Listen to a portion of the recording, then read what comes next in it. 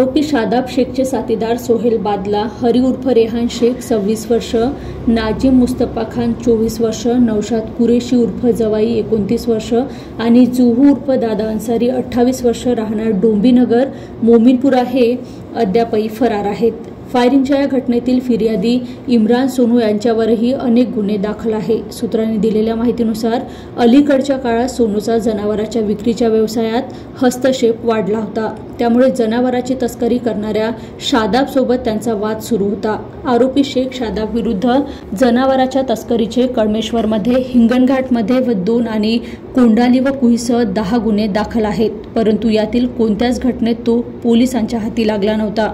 यामुळे शादाबची हिंमत वाढली होती। या व्यवसायात पैसे मिळत असल्याने व आरोपीसोबत राहत असल्यामुळे शादाबची मोमीनपुरा परिसरात दहशत निर्माण झाली होती। शुक्रवारी सकाळी कामयानगरमध्ये प्रतिस्पर्धी सोनूवर दिवसढवळ्या फायरिंग झाल्याने आणि त्याच्या साथीदार अमजदवर तलवारीने हल्ला झाल्यानंतर पोलीस खळबळून जागे झाले। गुन्हे शाखेच्या पथकाने त्याला अमरावती मार्गावर पाठलाग करून ताब्यात घेतले। त्याच्या अटकेनंतर त्यांनी मोमीनपुरा परिसरात परेड करून शादाबची भीती नागरिकांच्या मनातून काढून टाकण्याचा प्रयत्न पोलिसांनी केला।